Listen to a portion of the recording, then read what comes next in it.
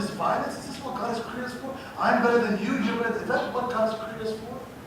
And I should have learned, but I didn't. What I did was I just kind of withdrew myself from them. I kind of stopped hanging out with them. Somehow, by God's mercy, I graduated high school, and then I went off to college. When I got off to college, you would think I would kind of smarten up and grow up now and be mature, but I didn't. I worked in college. Because now in college, I have no supervision. My parents are not there to watch me. Not only that, I went to Ithaca College, and I was once again the only Korean kid in my whole school. And so, because I'm Korean and I'm from the city, I started to act like I'm tough again. Like I'm a gang guy. You don't know me. You don't know I'm a gang guy. Don't listen to me. I used to walk around like that.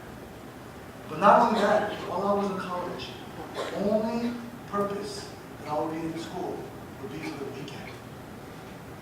The only reason I would go through the week was just to get to the weekend so I could party, so I could drink, so I could live it up. This is the life, isn't it? And while I was in college, I actually picked up DJing too. DJ.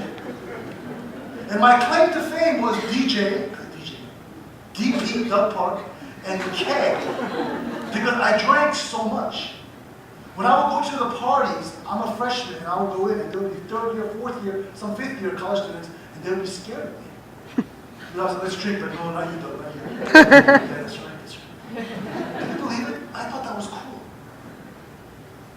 The purpose of my life was to be the life of the party. But you know what the Bible says, right? The Bible says the wages of sin is to death. The pleasures of sin last for just a season. And by my third year in college, I became an alcoholic. I would drink, and then I would black out. Wake up in the morning, and I don't know how I got home. Don't remember anything on the day before. I remember sitting with my friends and drinking and smoking and saying, man, this is the life, isn't it? This is the life. It can't get much better than this. This is what we would say. Smoking marijuana. And then my junior year, God started to work on my life. I'm still going to church. Just because you go to church doesn't make you a Christian. Still going to church. But one day I was in my room, and I was about to turn the light off to go to sleep, and all of a sudden I started hearing voices in my closet. So I turned the light on, I was low. Oh, God. Turn the light back off, turn the light back on, and nothing's there, of course. And so I'm a 20-year-old man sleeping with the lights on.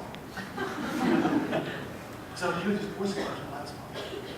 And what I believe it was is I believe God was pulling back the scroll and saying, look, there's a reality that you can't see.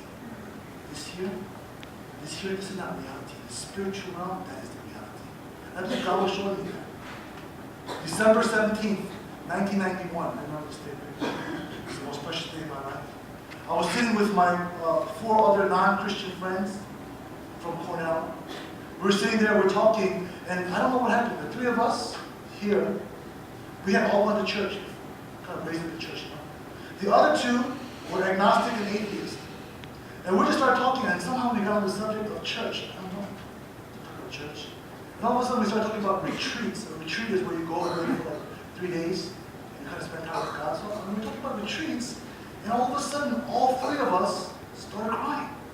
Not joking, we just started crying, and we're like, man, I'm crying. And then the other 2 are looking at us and we're like, man, you guys are stupid. You guys believe in that God stuff? Man, and you know what, even if God exists, what you may be, Jesus is definitely not the only way. And then these 2 guys, they went to church too, they started saying, yeah, you know, it could be good to go to heaven. And I looked at them and I said, what are you guys talking about? You guys went to church too. You guys know what the Bible says. It says that Jesus is the only way.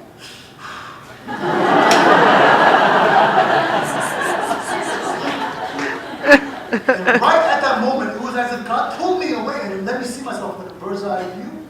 He said to me, you know the truth, but you're living a lie.